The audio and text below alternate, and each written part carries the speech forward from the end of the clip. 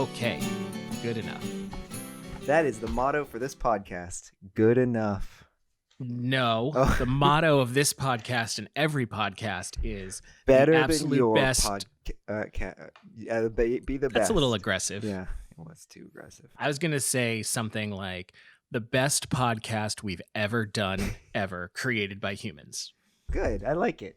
That's a good one for a shirt. Yes, it's a long shirt. Yeah. It's a good for it's just for a big shirt. Yeah. People are taller these days. They have longer shirts. Ben. Zack. All of that's going to be in there, by the way.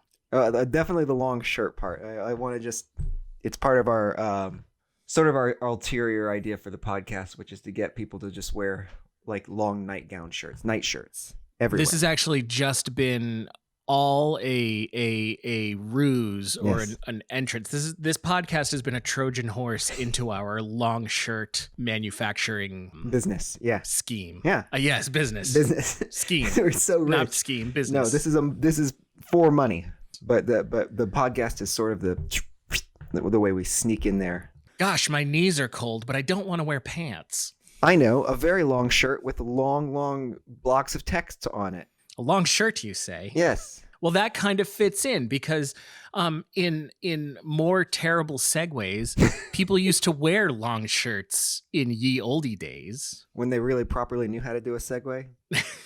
Ben, what are we talking about today on the Monster Market?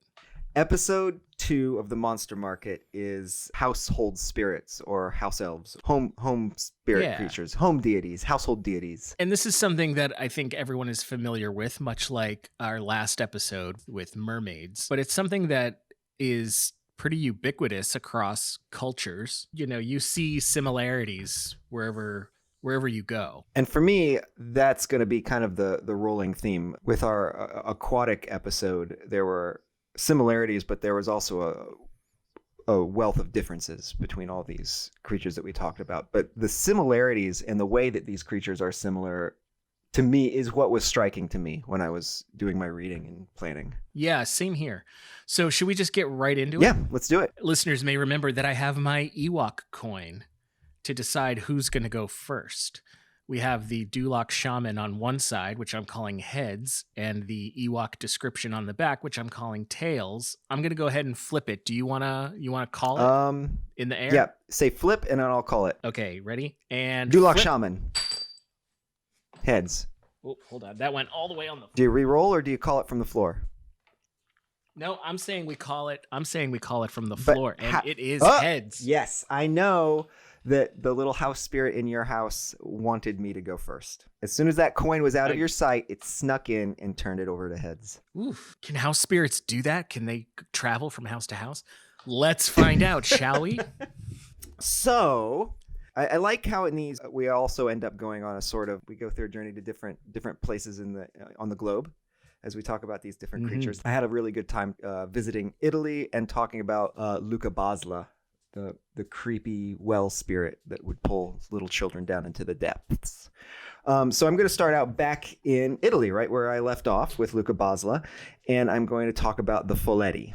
I have loved the idea of the Folletti ever since I started hearing about them, and I even put them into Julia's House for Lost Creatures as a sort of little nod to that time. And I have to say, this is a creature that I associate with you because I heard about it from you, and I know next to nothing about it other than I've drawn it into these books as a hat with a beard coming out of it and a large nose. I really sort of simplified the design. But what's interesting to me is a lot of this is probably going to sound really familiar. To me, what was striking is the variations on the theme, and you get sort of like a similar creature, but then with that culture's specific flavor put onto this creature. So the Folletti are Italian farm spirits. I first heard about them from my father-in-law, Silvio Bertolini. He was just like, you've got to do a story about this little guy he's got this red cap, this little beard, this little guy.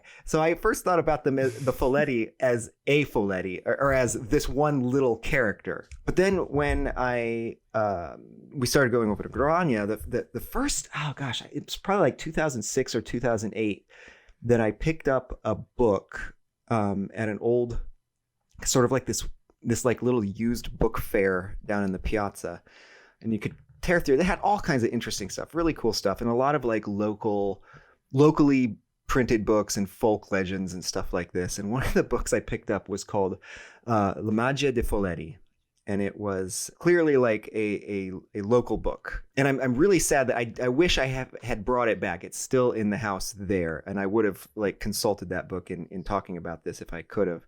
But what was so striking about it was this cover where there's mist, and in the mist there's an old woman sitting on a stoop, and it's a photograph, but it looks like it could be like 300 years ago or something, right? It looks very medieval, and it describes the Folletti as, so they're Italian farm spirits. They look after the farms, but they're not terribly nice. They're very prone to kicking over milk pails, curdling milk, and putting burrs in horses' manes, and tangling horses' manes, and they take umbrage very easily if you slight them.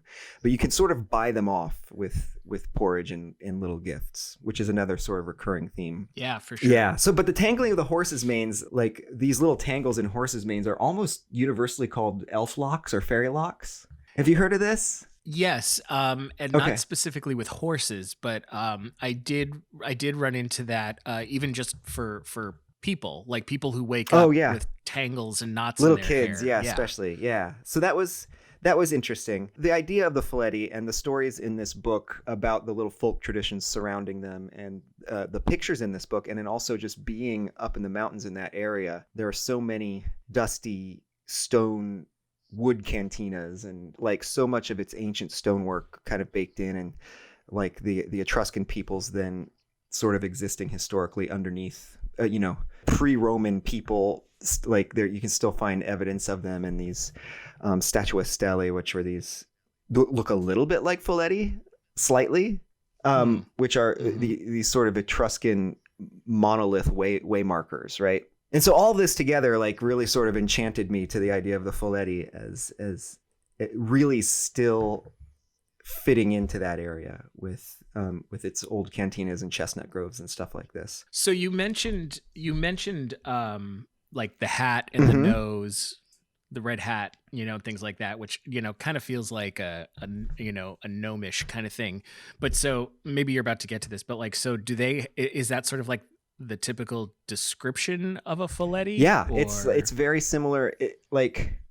It's very similar to the garden gnome, and like so many of these are, right? The red cap is a big one that seems to go through all of these, as is the sort of wizened little look to them with the beard. So many of them are described like that, and that's interesting to me. There are a couple other commonalities between all of these, which I'm going to get to in the other ones. But there's also this idea of leaving stuff out for them, whether it's a gift or whether you're sort of buying them off for their little extra bit of work that they do, or buying them off so they don't do negative things to you, right? So anyway, I really like the Folletti.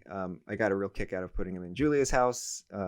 Having one of them make a little campfire on the roof. We're going to travel north for the next one. I'd kind of hoped to travel south, because another sort of half memory I had from the same time. So about 2006, I was going over there, and I was traveling down to Florence a lot and trying to learn painting. And one of the people I met there was one of the teachers at the Cecil Studios. Her name was Lynn, and we got to be friends. And she was telling me all these stories of the things that she had done before coming to the Cecil Studios. And one of the things, and you'll imagine my ears perking up at this, was she had traveled around India doing fire shows. So so you can imagine, I'm like, oh, really? And so they travel around. But I remember her mentioning that her and this troupe that she was traveling around with used to leave bowls of porridge out for the fairies. What year was this? This would be between 2006 and 2008, one of those years. Okay. And she would have been doing that probably 2004, 2000, something like this. was maybe when had been traveling around. But I tried to look up to try to find some information about that, like if there was. I couldn't find anything definite enough to build one of my little reports around. But I'd like to look into that further at some point. Like I don't know if it would be like a Hindu tradition or what, but it'd be interesting to look into. So instead, we're going to travel north next. All right. So, you're talking about traveling and being in Italy and moving north. And the thing is I have one from that region too, but I don't want to talk about that yet. So I think what I'm going to do, I'm going to start north and I'm going to come down and meet you. Okay. We'll pass each other. That'll be fun. Yeah. Maybe we can grab a coffee. The first one that I've got, I think, is a pretty typical broad one, much like how you did mermaids last time. I want to talk about the brownie. So we're up in England. We're actually in the sort of general Anglo-Saxon world.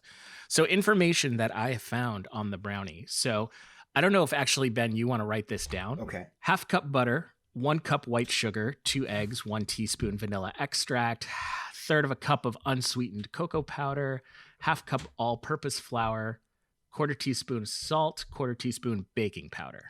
What are we making? Well, that was a recipe for a brownie.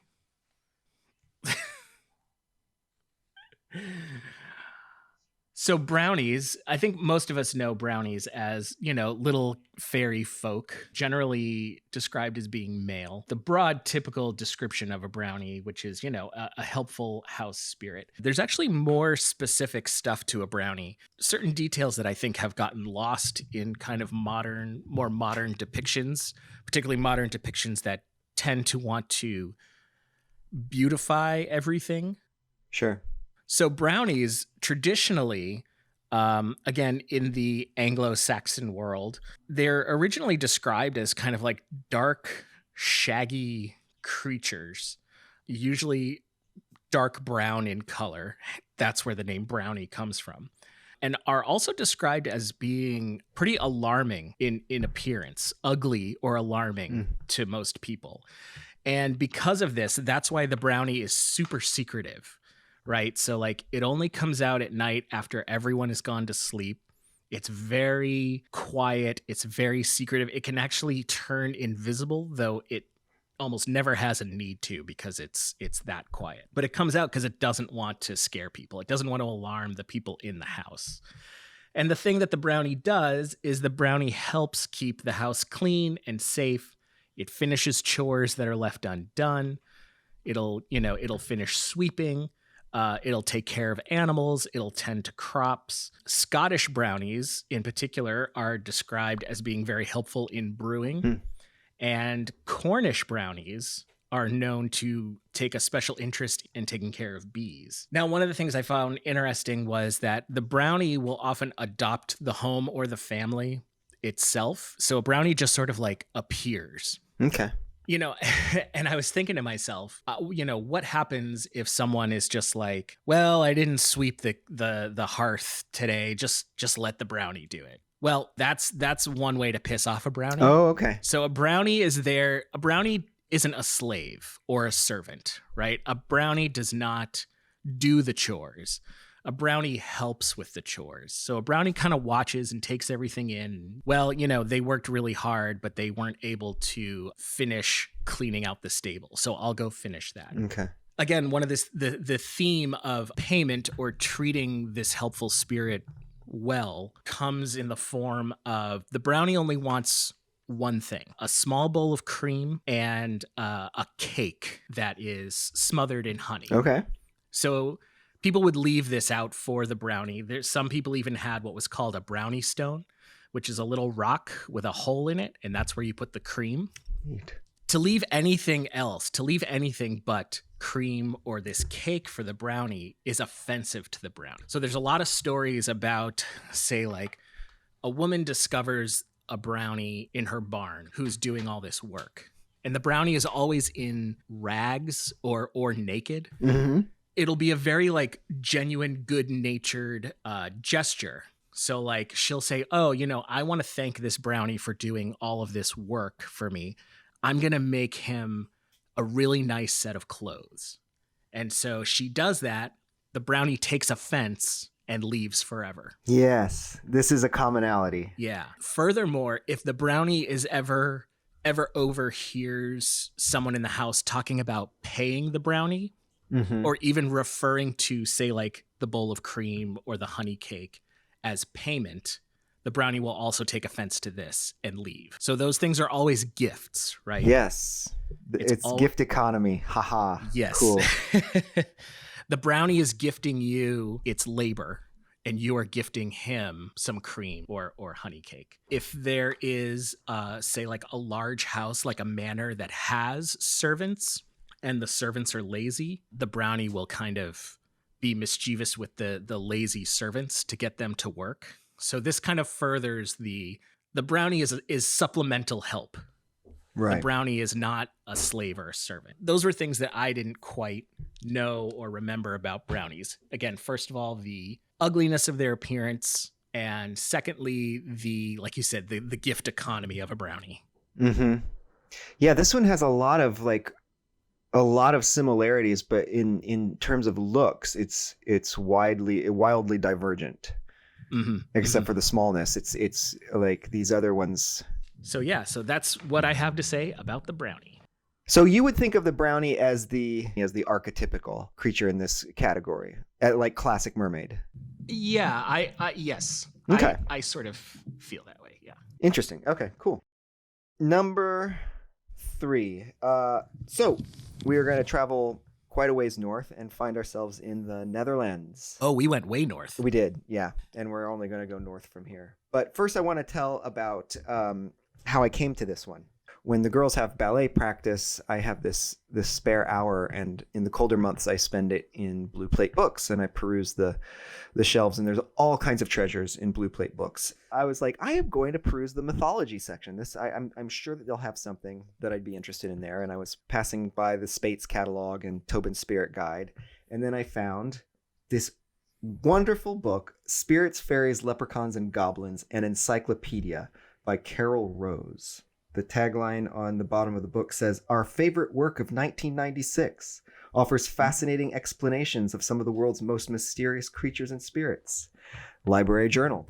So this is great. It's a good book. It's and it's got all kinds of stuff I wouldn't have found otherwise.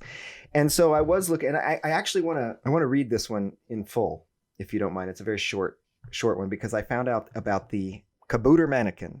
Also, it's so very similar that I would call it the same thing as the Dutch red cap. And that part of the kabouter mannequin is one of those words that we find a lot in the fairy tales, in the Grimm's tales. Rumpelstiltskin is described in some of the stories as a mannequin. So he's like and it usually means like a magically small person. Mm-hmm. Yeah, any sort of like small, I mean, isn't there even like plant people called mannequins or something? Yeah, and it comes up with like when you're looking up homunculi and stuff like that. Yeah. So I'm going to read about this, and it will sound very similar to what we've been talking about. A type of goblin or brownie in the folklore of Holland. This spirit could be naked or hairy, or wear rather old and dusty red clothes and cap, which is why he would sometimes be called Red Cap. This sprite would make work at night in the mills, grinding corn, storing sacks of flour, or resetting the heavy millstones. That's one that comes up a lot, is resetting millstones. Mm-hmm. If they'd become worn, all that he would receive for his services would be a slice of bread and butter and a glass of beer. As with all such spirits, a gift of clothes once accepted would ensure that he never worked there again. A miller of Kempnerland, who did not understand this, had given his kabouter mannequin such a gift, then tried to get the spirit to return by lying in wait at a bridge where he was sure to pass. Just as the goblin saw him, the miller heard what he thought was his wife falling into the water screaming. Running to rescue his wife, the miller realized that he'd been duped, and all the sprites had vanished. So that's that. And I guess the two other things I would say about it are, one, this gift of clothes ending the service. I'm sure everybody has thought by now, oh, that's the house elves from Harry Potter, right? They seem to be a distillation of this whole idea. And the other thing is the red cap. I haven't been able to find any real solid link, but there may be one, but the red cap is so similar to the idea of the fly Garrick mushroom, which looks like a little persony person with a red spotted cap that I've always imagined. When I've ever heard of the red cap, I've always imagined it like that. Something I'm thinking about this idea of red hats, and where like red hats, the red cap is like not a nice, like, right. I mean, that's he's murderous. Right. And I've read that there's kind of two separate traditions there, but there's that too. And the other thing I had thought of, which I'd meant to mention with the Folletti, was that it seems like there tends to be like a core myth or a core idea that is very widely disseminated amongst different cultures, and then each culture, right, will sort of, it gets garbled evolutions, which I think is one of the things that keeps us interested in folklore, is that it's like this sort of ever-changing thing, like we talked about with Gremlins, right? But one interesting thing with the red hat, especially that conical red cap that keeps popping up in different places, is when I was thinking about the Folletti, it's actually also very similar to like the way Pinocchio is depicted always with.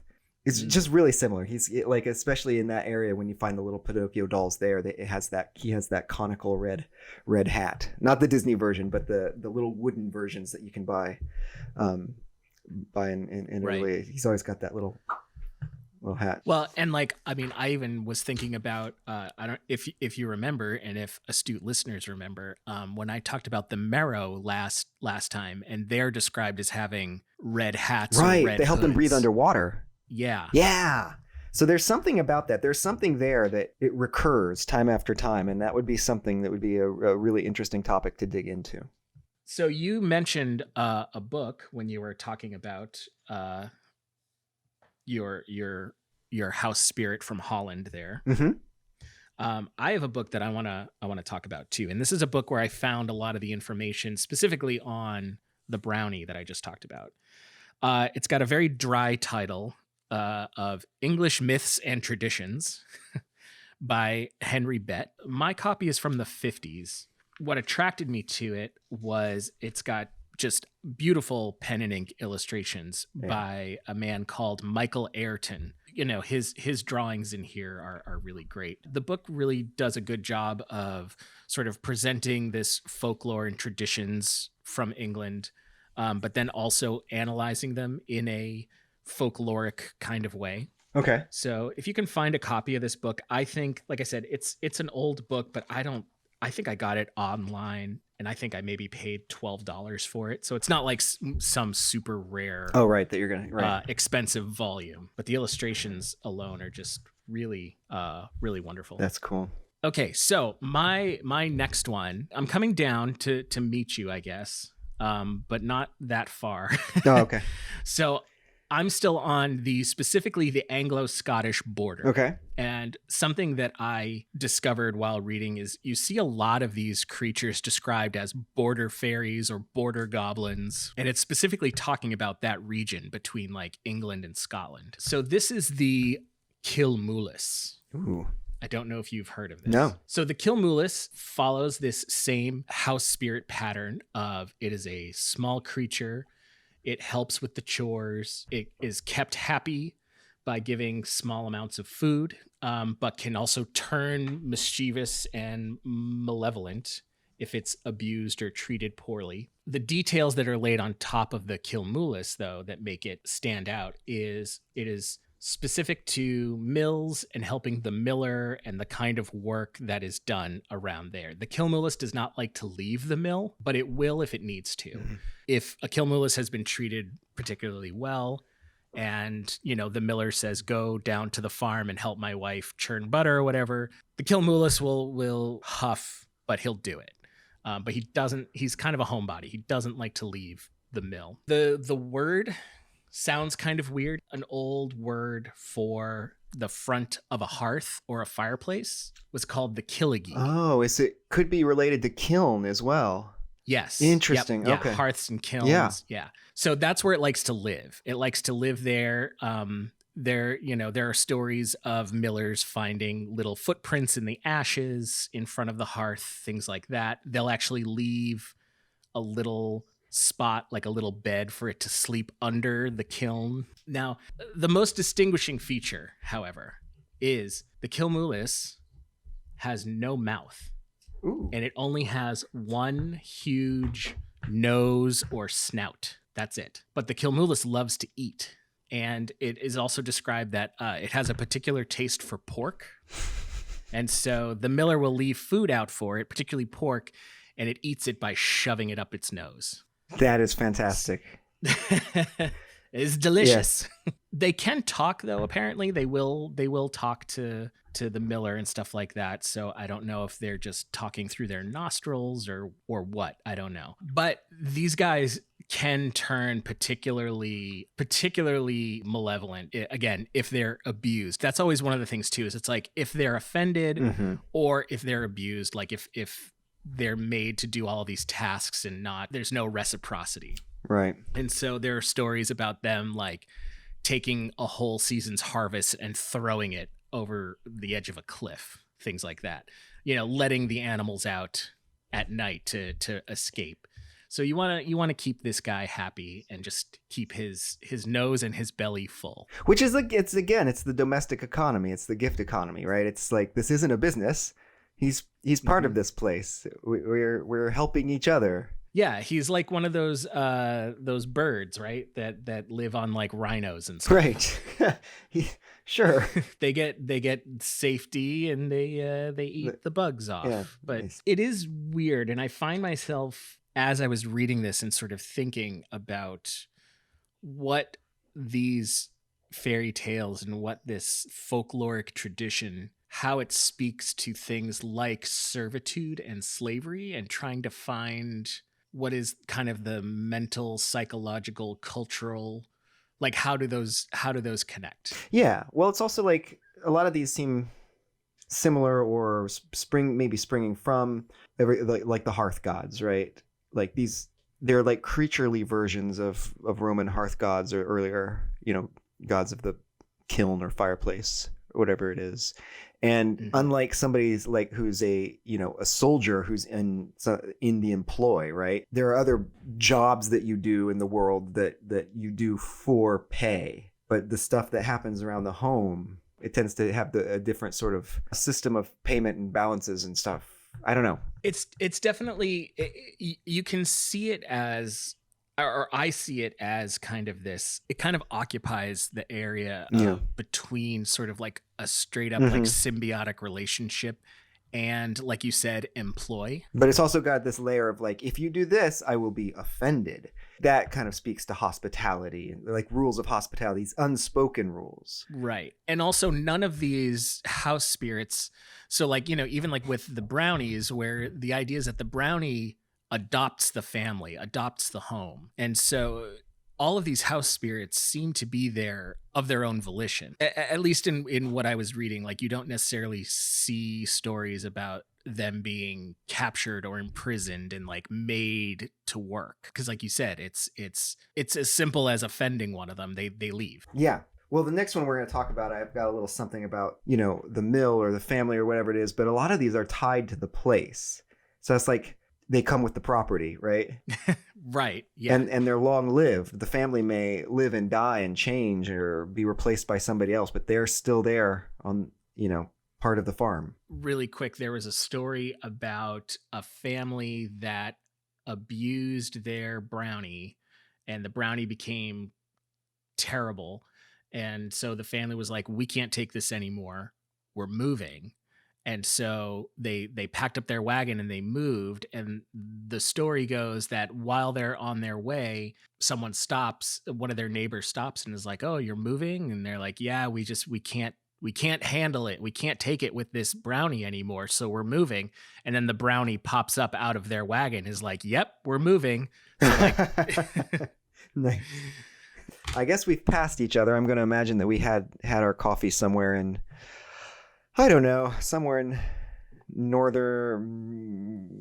northwestern continental Europe, maybe. Sure. Maybe on a boat. With some pork from the kiln. With some yummy pork. Nose pork. Some nose pork.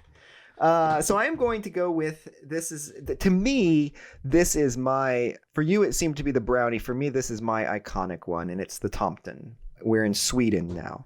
Tomten or Nissa. To me, it's also the reverse side of the Folletti. They're very similar looking, with the beard and the big nose and the tall conical knit red hat, more commonly tied to a place. And they're much warmer and much nicer and more protective than the Folletti. They are also, in the Swedish tradition, seems to have really held on to this tightly, and it's now in the Tomten's now associated with Christmas as well.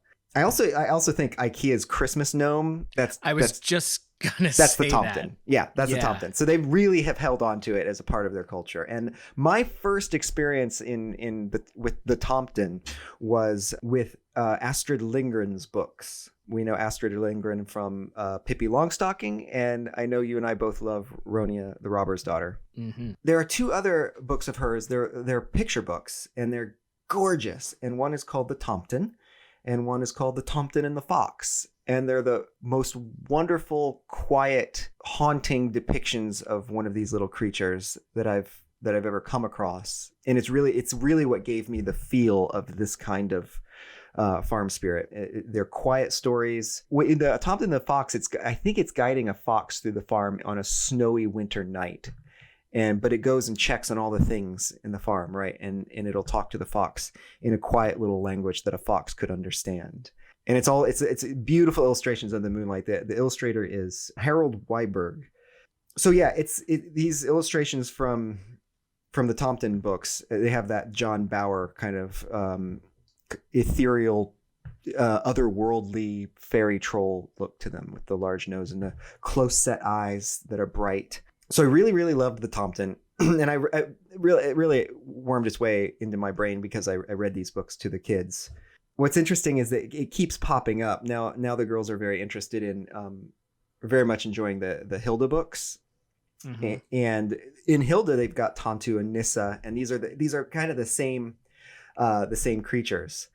That's my experience with the Tomten. But then I looked it up just to check. I looked it up in this book that I'm gaga for right now, Spirits, Fairies, Leprechauns, and Goblins, an encyclopedia. There's just this one line when it talks about Tomtar, Tomte, Tomte Goob, Guba. But I'm going to read this very short section because it has an idea in it that has not left me any peace. These are the little people in the folklore of Sweden. They were thought to be the previous race of people displaced from the land when the Vikings invaded.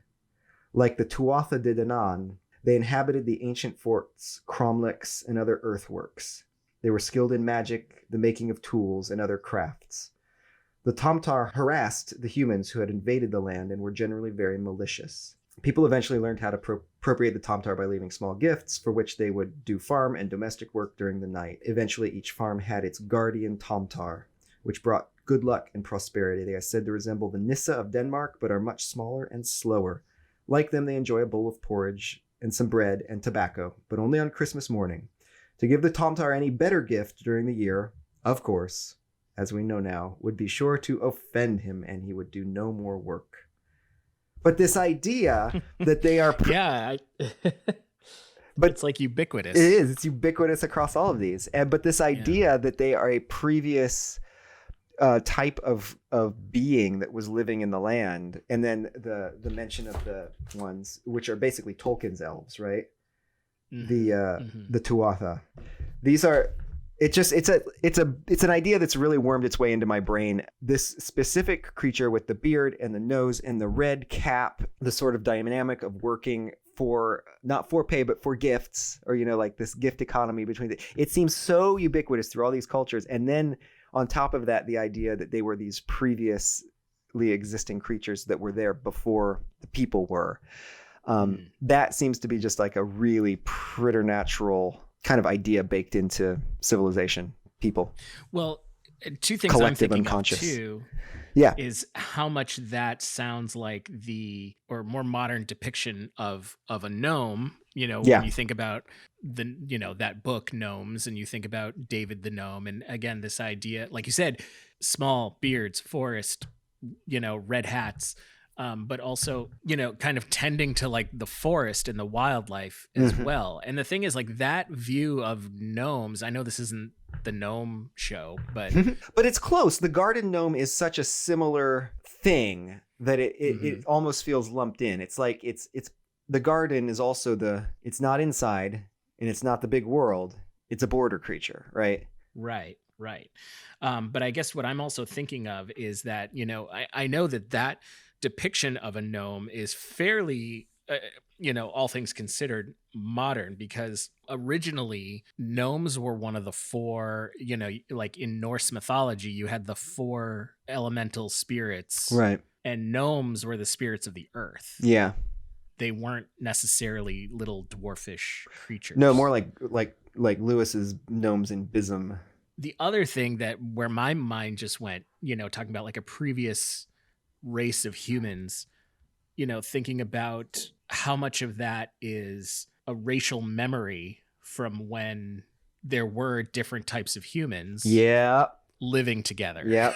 or at least existing in the same time period. Yeah. Obviously most of us know about, Homo sapiens and Neanderthals, but there were others. Yeah, you're always hearing about like them finding ancient pygmy races and things like that in the Amazon and stuff like that. So sure. Folklore and these creatures and these monsters don't come out of whole cloth. They come from somewhere that is ancient and forgotten. Right. And there are recurring themes in it that keep getting remixed and revisited. And I don't know, it's one of the most interesting things about it. So my last one here, we've definitely stuck to Europe for this one. Yeah, and I think that's okay. But I'm now going south, and now I'm in Italy. Ships that pass in the night. Yes, everyone's like, "Oh, did you see Ben? He just walked that way." And I was like, "Yeah, we had coffee and nose pork." So you may know actually more about this or something about this, and so. Please jump in. But sure. I'm talking about the ancient Roman lares. I know nothing about the lares. You enlighten me. This is going to be great. So the lares, now it's Latin. So a single one would be a lar. Some of the sources I read said that they were pronounced lares. Nice. Yes. Let me tell you all about these bad lares. Specifically translates as something funny for us. Yeah. Lares are so ubiquitous in the ancient Roman world, and yet there's not a lot of specificity pinned onto them. So what a lare is, or what a lar is they are a spirit of the home. They don't necessarily do chores, although sometimes they are kind of described as doing that. It's seen more as just sort of like a general luck and good fortune kind of spirit and protector of the home. However, not just the home, but I'll get to that in a second. So they do have some of the same characteristics in that the lares in the home are expected to be treated well. Often there is a ritual of throwing a little bit of food in the fire for them. They are prayed to at any kind of special marker, a special event, even like the beginning of the week, things like that. They'll pray to the lares for good fortune. A lot of ancient Rome, it seems like they were thought of as being spirits of the dead. Okay. So like dead relatives, but not necessarily. I couldn't really find a lot of information as to whether or not they were specific spirits. So in other words, if it was specifically like, oh, this is the spirit of our grandfather. Every source that I went to just kind of described it as a general spirit of the family's deceased. Okay. Roman houses would actually have something in there called a lararium. Oh. And it's a little altar with one or two little statues in there. And that's what the family would pray to. And it was, it was in almost like every Roman home. Okay. So this was like a big, and certainly we see that in more modern times when you think of people of, Spanish origin and things like that, having little shrines and little altars. So definitely, coming. I had mentioned that these were spirits of the home, but the Romans had it's sort of like the next step removed from an animistic religion. Mm-hmm. And so this was like, again, it's like the Etruscans, you mentioned pre-Roman times being very animistic, and a lot of that still translated into Roman society. So the idea that every rock, every table, every door had a spirit. Yeah. The lares, so almost everything had its own lares. So you have lares of the house protecting the family, but you also had lares protecting roads and crossroads and walls and gates and all that kind of stuff. And you would actually, at crossroads, there would be little shrines to the lares there, usually with little dolls like hanging from them that people could go and pray to. Something I thought was interesting. So as I said, where it's sort of like the exact origin and nature of these is pretty vague, because while they're often thought of as being like spirits of the dead, and there's, homes have little shrines and stuff to them. There's also a myth about a nymph named Lara, who, or Larunde. She's got several different names. So could it be where our name Lara comes from? Maybe? I suppose it could be. But so the myth about her is that she had her tongue cut out because she revealed Jupiter's infidelities. Okay. So she was punished by having her tongue cut out. And Mercury was escorting her to the underworld. And in the process, they got it on. And Lara gave birth to twins who were mute. And these twins are considered like the first Lares. You have that connection with the underworld, with the realm of the dead. But it's still, like I said, it's vague, and it's also, a lot of this depends on what point in Roman history you're talking about, because you can see how much this evolves. But the mainstay is that everything has a Lare protecting it, and especially the Lares of the home. You want to pray to them. You want to treat them well. Basically anyone who didn't acknowledge or treat their Lares well could never expect any good fortune. This is interesting, and it kind of also almost ties into that idea of muses and geniuses, which would be fun, a whole fun topic of its own. Yeah, but it seems, because it's also like, that's just folkloric tradition, but it's also just so much a human behavior, right? Yeah, because I like that idea of like, everything has its spirit, and however you think about that, it's also just a human behavior to kind of like take it outside of yourself, right? I don't know. Yeah. So I found this quote too, which I found interesting, which I found funny. So, like I said, so Lares in Rome were ubiquitous, and in the 3rd century, the Lares were sometimes cited as a reason that a pagan Roman should think twice about taking a Christian wife. Interesting. Because the quote says that the Christian woman would undoubtedly be, quote, tormented by the vapor of incense each time the demons are honored, each solemn festivity in honor of the emperors, each beginning of the year, each beginning of the month. So this idea of like, don't take a Christian wife, because she's going to get annoyed at how much you have to pray to the how much she's not going to like all the incense. He's not going to like all this religion. Yeah. Wow, that's interesting. Yeah, I found that to be a nice little, a funny little tidbit. And again, showing that changeover from... That's also an interesting point where things flip-flopped, because now the incense is associated with certain parts of Christianity, right? Sure. But in the early days of Christianity, it was like, no, I will not give a pinch of incense to this god. Yep. And then those gods sort of, mostly died away out of culture and left the incense. Exactly.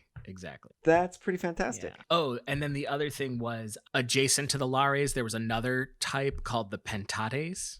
Okay. And a lot of times they were specific to like public buildings, or like borders where like one family's land met up to another family's land. Sometimes they would put a rock or a little shrine there to be like, this is where the Lare hangs out. Neat. But like, it's funny to think about spirits or protectors of concepts, right? Like a concept of like a border versus a concept of a physical object.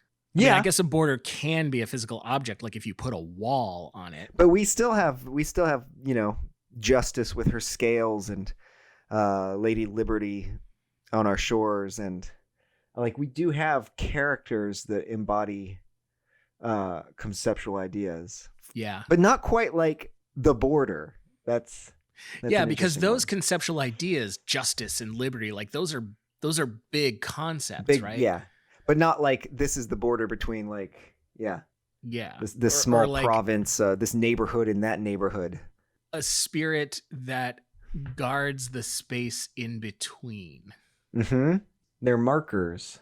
Right. And it can kind of bend your brain a little bit, a modern brain, to try to kind of.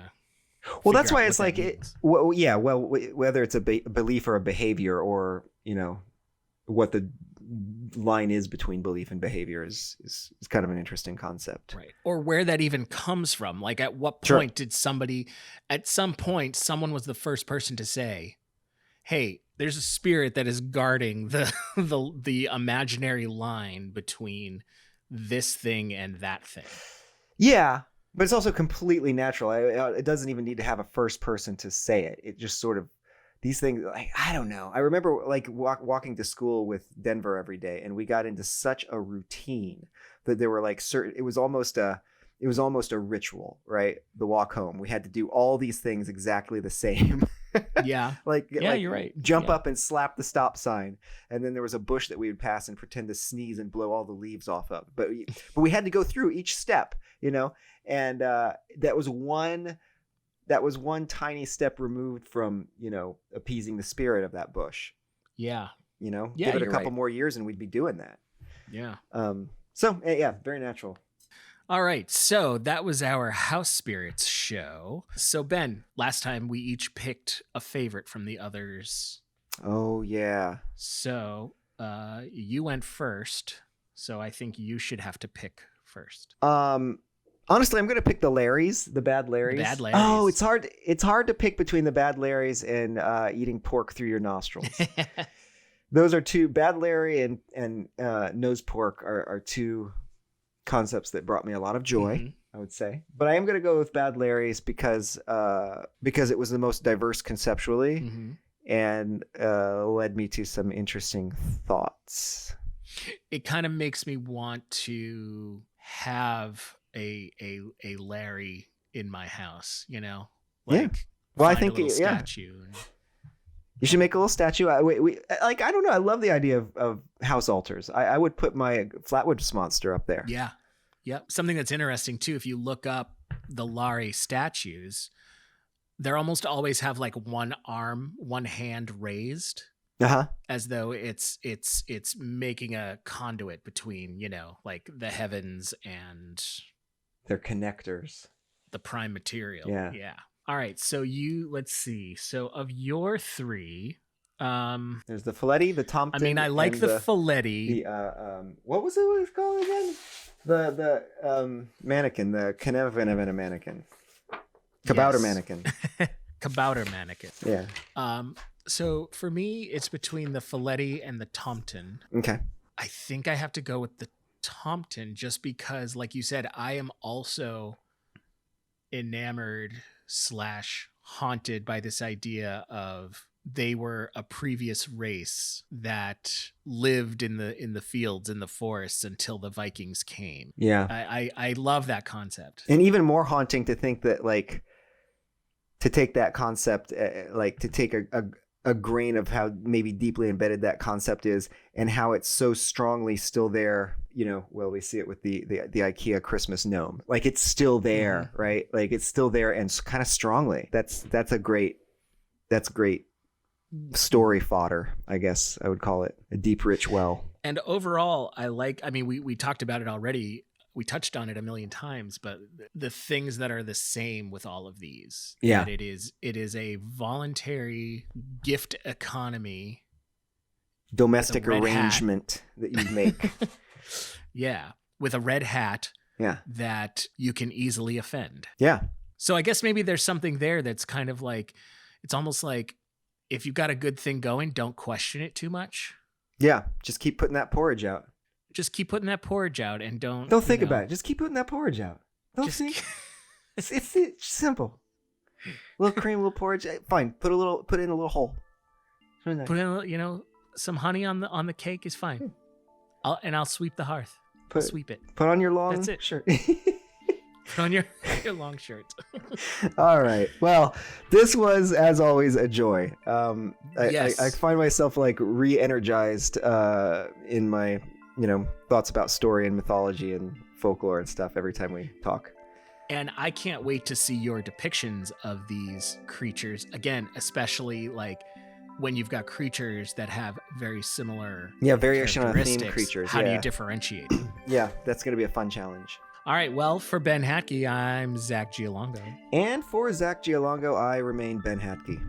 And we're going to wear our long shirts, and we will see you next time. See you on the beach.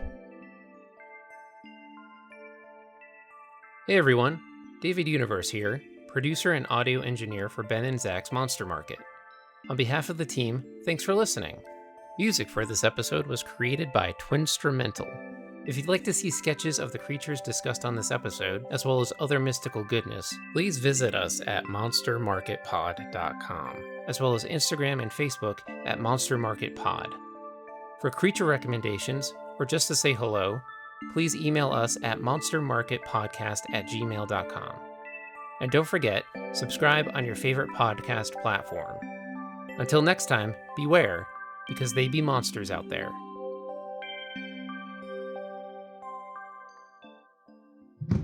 So did you not like my brownie recipe joke? I was like, oh, is this a recipe? I was like so serious. I was like, oh, is this a recipe for what you leave out for them? And I was like, it was like that's a, like most obvious joke, and it was like when it actually went over my head. I'm humbled by how clueless I am. I was like strapping in for this folkloric journey, and you started saying this thing. I was like, this is it. This is the recipe for what you leave for these creatures. This is how I get a brownie into my house. I'm sorry. My mind was in another place. Well, I wasn't wrong. That is how you get a brownie in your house. A whole tray of them. Even if you're somebody like me who's only interested in the corners.